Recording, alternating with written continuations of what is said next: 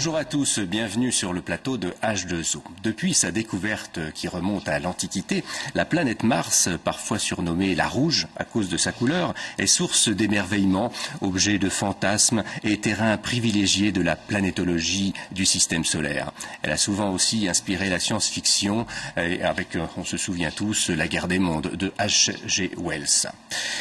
Pourtant, Mars ne possède que le quart de la surface terrestre et seulement le dixième de sa masse. Mais la physionomie de cette planète intrigue, sa couleur rouge, un relief contrasté fait de profonds canyons, de cratères et de volcans, comme le mont Olympe, haut de 21 km au-dessus du niveau moyen, qui est la plus haute montagne connue du système solaire. À la fin du XIXe siècle, l'astronome Percival Lowell dressa une carte de Mars où les taches sombres qu'il avait étudiées étaient pour lui des mers ou des lacs. Il nota également la présence des fameux canaux martiens, dans un premier temps d'origine naturelle, puis artificielle. Car Lowell était convaincu de l'existence des Martiens qui luttaient contre la sécheresse et la désertification de leur planète. Il aura fallu attendre la fin des années 1960 et les premières sondes américaines, Mariner, pour mettre fin à cette croyance. Cependant, dans les années 1970, une des sondes Viking, qui se posèrent les premières sur Mars, prit un étrange cliché. Il semblait en effet dévoiler sur la surface de la planète le masque d'une créature plus ou moins humaine, ce qui ne manqua pas de raviver les certitudes quant à l'existence d'une civilisation martienne. Frances Vestal, bonjour, merci de votre présence sur ce plateau. Alors, c'est quoi la photo que l'on vient de voir ? C'est un artefact de la lumière. Lorsque la lumière est dans une certaine direction, on pense de voir une certaine structure. C'est comme lorsqu'on pense de reconnaître une personne dans la rue et lorsqu'on regarde pour bien, c'est pas cette personne. Donc c'est un pur artefact. Et sa couleur rouge est due à quoi? C'est dû à l'élément fer. On trouve beaucoup de fer dans la poussière et dans les roches martiennes. Et l'oxydation de cette poussière donne une couleur de rouille. Alors, comme nous allons le voir sur une représentation du système solaire, Mars est situé après la Terre en 4e position en partant du Soleil, à gauche de votre écran, à une distance qui varie de 207 à 250 millions de kilomètres, contre 150 millions pour la distance Soleil-Terre. Mars est accompagné de 2 petits satellites, Phobos et Deimos, et connaît comme la Terre des saisons opposées dans les hémisphères nord et sud. Les températures y sont comprises entre moins 140 et plus 20 degrés centigrades. Sa surface est balayée par de fortes tempêtes et on a détecté des traces de vapeur d'eau dans son atmosphère. Des étendues d'eau gelée que nous voyons en ce moment même à l'écran ont été observées, notamment dans les pôles. Alors Frances Vestal, on n'a pas encore retrouvé d'eau à l'état liquide sur Mars, mais on a quand même de bonnes indications qu'il y en a coulé un jour. Oui, en effet, même récemment, on a trouvé des coulées sur les bords des cratères. On pense que c'était de l'eau qu'il a fait dans les derniers 2 millions d'années, par exemple. Mais dans sa jeunesse, Mars avait beaucoup plus d'eau et sa surface a été altérée par des grandes coulées d'eau. Les vallées ont été crevées. On a eu de l'érosion provoquée par de l'eau. Alors, certains de vos confrères ont une théorie surprenante. La vie sur Terre serait venue de Mars. De quoi il s'agit? Alors, il s'agit d'une théorie qui s'appelle la panspermie, c'est-à-dire la transmission de formes de vie comme les spores, par exemple, entre les planètes. Et des expertises, des travaux dans l'espace ont démontré que c'est possible pour ces spores de se trouver dans les roches, dans les fractures dans les roches et d'être transportés. Et il s'avère que sur Mars, c'est possible que la vie était arrivée avant même la Terre, avant nous, et puis a pu être transportée sur la Terre. En tout cas, c'est une belle image.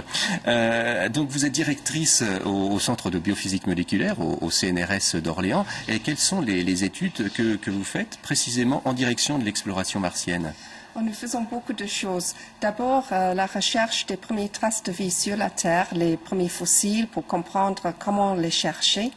Et puis, nous sommes impliqués dans la prochaine mission européenne sur Mars qui a pour but la recherche des traces de vie, justement. Alors en ce moment, il y a des missions en cours, des missions robotisées. Il y en a eu beaucoup depuis les années 1960. Actuellement, il y a la mission américaine Mars Reconnaissance Orbiter qui est toujours en action autour de Mars. Oui, mais il y a aussi les MER, les rovers, qui sont toujours en action. Et en effet, les scientifiques sont lentement un peu fatigués parce que ces rovers ne meurent pas. Nous l'avons vu, Mars est beaucoup plus petite que la Terre. Il a donc été souvent difficile d'aller se poser à sa surface.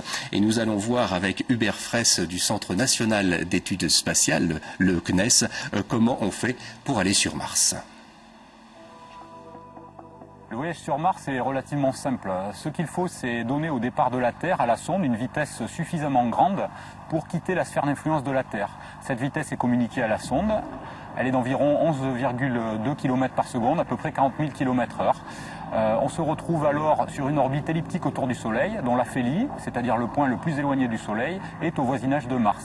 Bien entendu, il faut effectuer un rendez-vous avec la planète Mars qui conditionne la date de tir. Il y a une date de tir possible tous les 2 ans entre la Terre et Mars qui dépend de la configuration relative des planètes. Frances Vestal, que font précisément les robots sur Mars? Donc ils prélèvent des échantillons, comment ça se passe? En effet, les robots, ce sont les géologues sur Mars. Ils travaillent de l'échelle macroscopique à microscopique à l'analyse. Donc, d'abord, regarder les roches, chercher des roches qui ont l'air intéressantes. Et on va voir une première photo du reste d'un robot donc, qui prélève finalement des échantillons. Oui. C'est un prélèvement du sol où le robot prend un morceau de la poussière du sol et puis cet échantillon sera analysé dans un laboratoire, par exemple par la chromatographie gazeuse. Ouais. Et deuxième photo, un autre bras articulé également.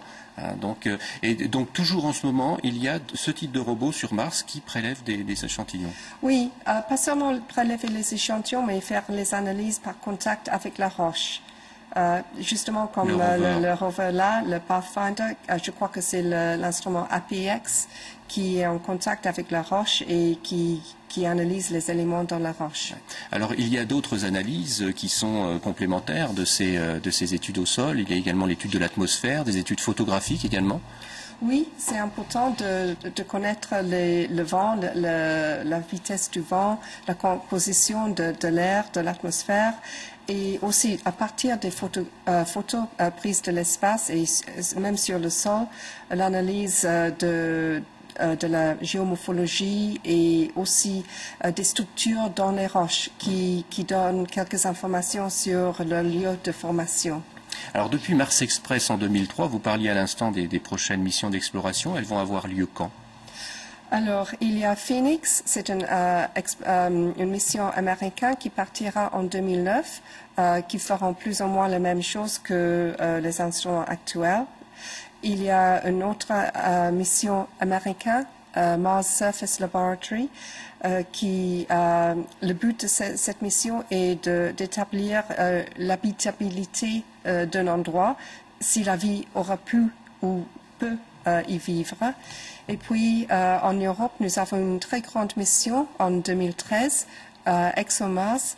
Le but de cette mission est la recherche des traces de vie et aussi l'analyse du contexte géologique des roches. Alors tout ça, ça reste des missions robotisées. À quand une mission habitée? Moi, j'aimerais déjà y être, mais ce ne sera pas pour moi, je crois. Les humains sur Mars, à mon avis, ce sera après 2030. Ouais. Et on met combien de temps actuellement, dans nos connaissances actuelles, pour aller sur Mars? Un vaisseau habité mettrait combien de temps? Oui. Dans les conditions optimales, on met 6 mois. Ce qui n'est pas encore une durée trop importante. Non, c'est acceptable. Le problème, c'est que 6 mois là, puis il faut rester 18 mois sur le terrain. Et je crois il y a 9 mois sans contact avec la Terre, et puis 6 mois pour revenir. Ouais. Alors c'est le président George Bush qui a annoncé une base martienne américaine pour 2030. Vous y croyez? Pas pour 2030, mais ils vont essayer quand même peut-être pour 2040. Ouais. Et alors, ce qui est très troublant, c'est que sur Terre, on commence à s'organiser, à se préparer dans des stations, soit dans des déserts froids ou chauds, hein, à la vie sur Mars. Hein. Donc, on va voir quelques images du reste de stations dans le Grand Nord. Hein. Donc, qu'est-ce qu'on fait dans ces stations? Ce sont des essais de comment les gens peuvent vivre dans des conditions restreintes et comment ils peuvent se soutenir avec les plantes qui font pousser eux-mêmes. Ouais. Donc une vue large également d'une autre base. Voilà, toujours dans le Grand Nord. Et la photo suivante, alors c'est un essai de véhicules terrestres, hein, dans le désert. Bien. Alors pour en savoir plus sur la planète Mars, 2 adresses internet qui vont s'afficher au bas de votre écran, très riches en informations.